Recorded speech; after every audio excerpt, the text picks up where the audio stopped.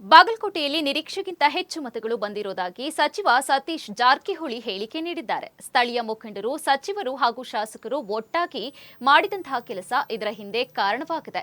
ಒಂದೇ ವಿಚಾರ ಅಥವಾ ಗ್ಯಾರಂಟಿ ಯೋಜನೆಗಳಿಂದ ಮಾತ್ರ ಗೆಲುವು ಸಾಧ್ಯವಾಗಿಲ್ಲ. ಅಭಿವೃದ್ಧಿ ಕೆಲಸಗಳ ಜೊತೆಗೆ ಅಭ್ಯರ್ಥಿಯ ಮೇಲಿನ ಅಭಿಮಾನ, ಪಕ್ಷದ ಮತ ಎಲ್ಲಾ ಸೇರಿ ಫಲ ನೀಡಿವೆ ಎಂದು ವಿವರಿಸಿದ್ದಾರೆ. ಇದುವರೆಗೂ ಯಾರೂ ಈ ಮಟ್ಟದ ಅಂತರದಲ್ಲಿ ಗೆದ್ದಿಲ್ಲ.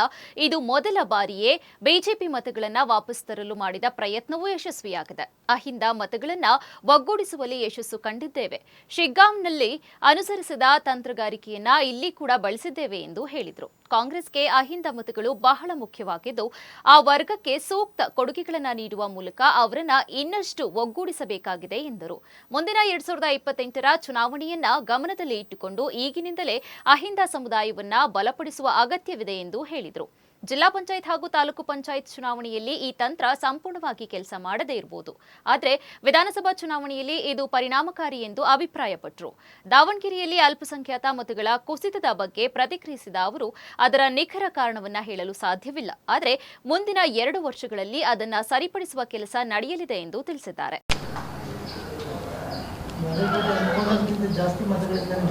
ಹೌದು, ನಾವು 15,000 ಅಂತ ಹಿಡಿದಿದ್ದೀವಿ, ಜಾಸ್ತಿ ಆಯಿತು.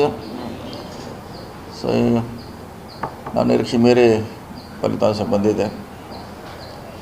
ಸೊ ಗೆಲ್ಲಲಿಕ್ಕೆ ಸ್ಥಳೀಯ ಮುಖಂಡರ ಅವ್ರ ಪಾತ್ರ ವಿಶೇಷವಾಗಿ, ಮತ್ತು KPCCಯಿಂದ ನೇಮಿಸಿದಂಥ ಮಂತ್ರಿಗಳು, ಶಾಸಕರು, ನಮ್ಮ ಪದಾಧಿಕಾರಿಗಳು ಕೂಡ ಸುಮಾರು ಚುನಾವಣೆಯಿಂದ ಕೊನೆಯವರೆಗೂ ಕೂಡ ಕೆಲಸ ಮಾಡುವಂಥ ಪ್ರಯತ್ನ ಮಾಡಿದ್ರು. ಹೀಗಾಗಿ ಗೆಲ್ಲಲಿಕ್ಕೆ ಭಾಳಷ್ಟು ಅನುಕೂಲ ಆಗಿದೆ. ಅದರಲ್ಲಿ ನೋ ಡೌಟ್ ಚೆನ್ನಾಗಾಗಿದೆ.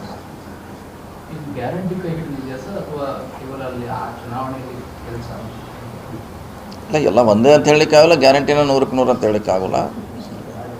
ಡೆವಲಪ್ಮೆಂಟ್ ಇರ್ಬೋದು, ಮೇಟಿ ಅವ್ರ ಮ್ಯಾಗಿದ್ದ ಅಭಿಮಾನ ಇರ್ಬೋದು, ಪಾರ್ಟಿ ಬೇಸ್ ವೋಟ್ರಿದ್ದಾರೆ.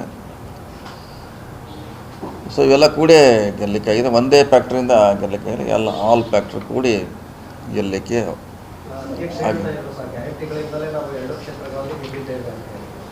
ಇಲ್ಲ, 100ಕ್ಕೆ 100 ಎಲ್ಲ ಗ್ಯಾರಂಟಿ ಅಂತ ಹೇಳಲಿಕ್ಕಾಗಲ್ಲ. ಓಕೆ, ಅದು ಪಾರ್ಟ್ ಇದೆ ಅದರಲ್ಲಿ, ನೋ ಡೌಟ್.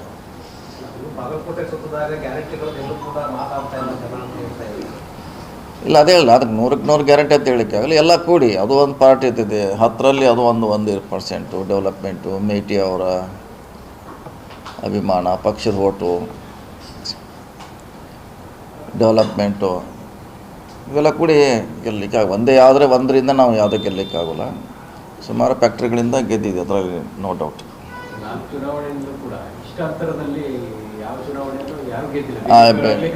ಯಾರು ಇಷ್ಟು 10,000 ಅಷ್ಟೇ ಮ್ಯಾಕ್ಸಿಮಮ್. ನಮ್ಮ ಓಟುಗಳು BJPಯಲ್ಲಿ ಇರೋದ್ರಿಂದ ಅವನು ವಾಪಸ್ ಪಡೆಯುವಲ್ಲಿ ಯಶಸ್ವಿ ಆಗಿದ್ವಿ. ನಾವೇನು ಅಹಿಂದ ಓಟ್ ಹತ್ತೀವಿ, SC/ST ಓಟ್ ಹತ್ತಿಲ್ಲ, ಅವರೆಲ್ಲ BJPಯಲ್ಲೇ ಇದ್ದರು. ಸೊ ಅವನು ವಾಪಸ್ ತರುವಂಥ ಪ್ರಯತ್ನ ಮಾಡಿದ್ವಿ, ಅದರಲ್ಲಿ ಸಕ್ಸಸ್ ಆಗಿದ್ದೀವಿ. ಸೊ ಅಂತರ ಆಗಲಿಕ್ಕೆ ಇದು ಕೂಡ ಭಾಳ ಮುಖ್ಯ ಕಾರಣ.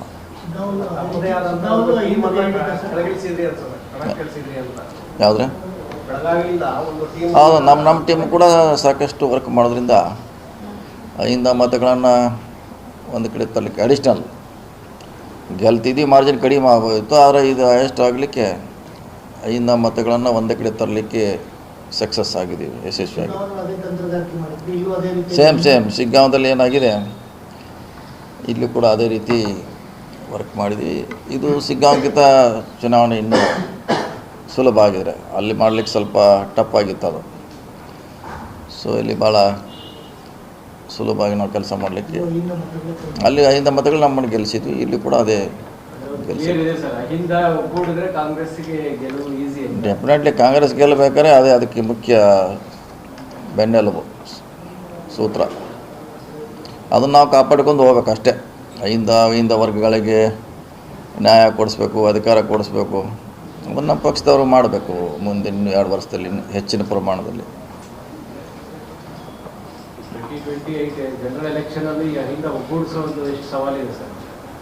ಅದೇ ನಮಗೆ ಚಾಲೆಂಜ್. ಈಗ 2 ವರ್ಷದಲ್ಲಿ ಅವಕಾಶ ಇದೆ, ಒಳ್ಳೆ ಕೆಲಸ ಮಾಡಿ ಅವ್ನು ಒಗ್ಗೂಡಿಸಿದ್ರೆ ಮತ್ತೆ ನಾವು ಅಧಿಕಾರದಲ್ಲಿ ಬರ್ತೀವಿ.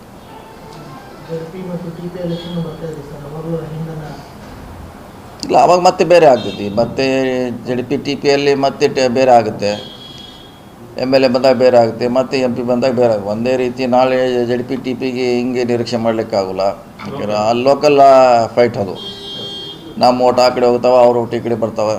100% MLA ಅದಕ್ಕೂ ಮಾಡಲಿಕ್ಕಾಗಲ್ಲ. MLAಗೆ ಮಾತ್ರ 5 ಫ್ಯಾಕ್ಟರ್ ಮಾಡಲಿಕ್ಕೆ ಅವಕಾಶ ಇದೆ.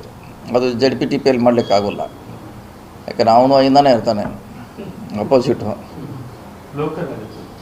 ಲೋಕಲ್ ಆಗ್ತದೆ. ನಾವು ಪ್ರಯೋಗ JDP ಮತ್ತು ಇದು MLA MP ಮಾಡಲಿಕ್ಕೆ ಅವಕಾಶ ಇದೆ. ದಾವಣಗೆರೆ SDPI 20,000 ಓಟ್ ತಗೊಂಡಿದೆ. ಅದನ್ನು ನೋಡಿದ್ರೆ ನಮ್ಮದೇ ಓಟ್ ಅದೇನು ಅದಕ್ಕಿಂತ ಆತಂಕ ಪಡುವಂಥದ್ದೇನಿಲ್ಲ. ಅದು ನಮ್ಮ ಓಟೇ ಹೋಗಿದೆ ಅಲ್ಲಿ, ಮತ್ತೆ ವಾಪಸ್ ಮುಂದಿನ ಸಾರಿ ಬರ್ತದೆ. ಸೊ ಅದಕ್ಕೆ ಪಕ್ಷ ವಿರೋಧಿಗಳ ಕೈವಾಡದಿಂದನೇ ಆಗಿರೋದಲ್ವ ಸರ್?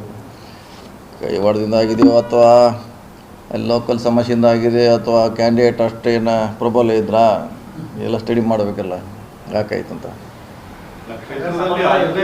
ಕ್ಯಾಂಡಿಡೇಟ್ SDPI ಅವರು ಸ್ಥಳೀಯರೇ ಅಲ್ಲ, ಅವ್ರು ತಗೊಳ್ತಾರೆ 20,000 ಓಟ್ ಅನ್ನೋದಾದ್ರೆ ನಿಮ್ಮ ಅಭ್ಯರ್ಥಿ ಪ್ರಬಲ ಅಲ್ಲ, ಹಂಗೇನಾಗೋಲ್ಲ. ಅದು ಒಂದು ಲೋಕಲ್ ಕ್ಲಾಶ್ ಬಂದಾಗ ಅದು ಲೋಕಲ್ ಒಳಗಿನವ್ರ ಪ್ರಶ್ನೆ ಬರೋದಿಲ್ಲ. ಅದು ಒಳಗವರೆಗೂ ಪ್ರಶ್ನೆ ಬರೋದಿಲ್ಲ. ಅದು ಲೋಕಲ್ ಅಂತರಿಕೆಲ್ಲ ಬಂದಾಗ ಅದೆಲ್ಲ ಆಗ್ತದೆ. ಹಂಗಾಗಿದೆ.